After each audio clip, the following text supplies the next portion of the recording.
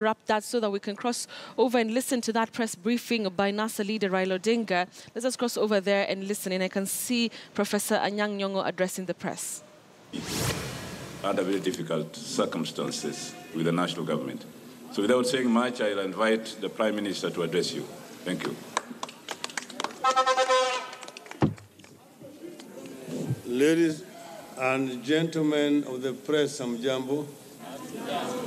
Wananchi hamjambo. Well, as the governor said, it is a courtesy call on the county government of Kisumu. I have been briefed by the governor and his staff about the kind of structure that they are putting in place so that they can be able to deliver services to the people of Kisumu County. I have had occasion also to advise them how they need to work together. That is the staff of the county government and the members of the county assembly.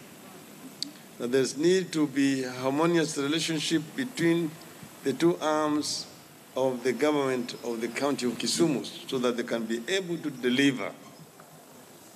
Devolution is an idea whose time has come in our country. And devolution can work. And I've given them an example of what happened between 1963 and 1964, when we had a devolved system of government known as Majimbo. And I've told them how Majimbo was frustrated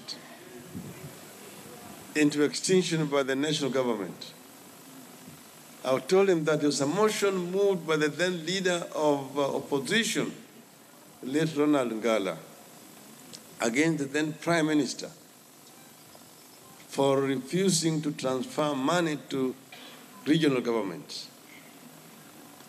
That debate makes of interesting reading what was said then and how relevant it is to what is happening today. So we have said that the people of Kenya need more devolution and must defend devolution. But having said that, I'm standing before you here and before the nation of Kenya on a day when last night the police went and arrested one of the advisors of NASA, Dr. David D, when he was on holiday with his family at Leopard Beach Hotel in Diani. David D was collected like a dog by the police, taken away. They told the wife they were taking him to Diani police station. When the wife followed him to the Diani police station, she was not allowed to see him. Instead, they took her back to the hotel to go and do a search in the hotel room, where they took some materials. When they went back, and she was demanding to be allowed to talk to her husband, she was also arrested, together with my daughter, Winnie Odinga. After a bit of protest, they were released. Now, Mr. David D, I'm told, is at the CID headquarters in Nairobi, and that they're preparing to take him to court to go and charge him without prejudice, because the matter is going to be in court, it is going to be sub judice. These are basically designs to try to intimidate and blackmail the people of Kenya. Mr. David D has committed no crime. And we know why Mr. David D is being harassed here. And we know that the matter is not ending with Mr. David D. I know that other people are going to be arrested. But I want to say this for free to this government.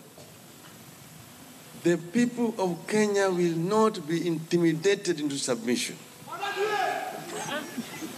The will of the people of Kenya cannot be suppressed through arrests, through prosecutions, through blackmail, through intimidation, through tear gas, through bullets, through water cannons. You cannot rule a people against their will. The will of the people of Kenya shall ultimately prevail. So we condemn in the strongest terms possible the determination of the government to use the security forces to blackmail our people, to kill our people. We have buried this last weekend over 20 people. This week again, we are going to be burying again over 20 people. Since 8th of August this year, over 215 innocent Kenyans have died at the hands of the trigger-happy police officers sent by the Jubilee government to kill them. The blood of those innocent Kenyans is in the hands of this government. They will have to answer. And we want to urge the world to stand up and talk. We urge friends of Kenya, represented here through their diplomatic missions, not to be quiet when innocent lives are being exterminated by trigger-happy police officers. They will be guilty of collusion by association. So we must say that the human life is sacrosanct and must be protected and respected by all peace-loving people, not only of Kenya, but of the world.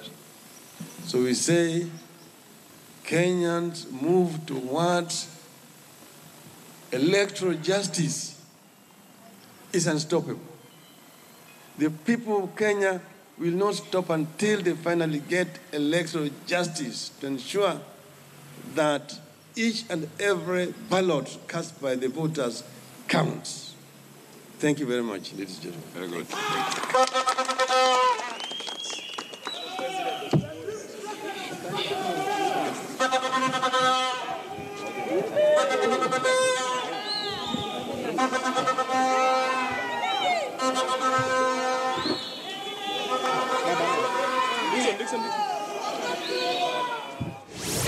All right, NASA leader Raila Odinga there, flanked by a number of leaders, just briefing the press really.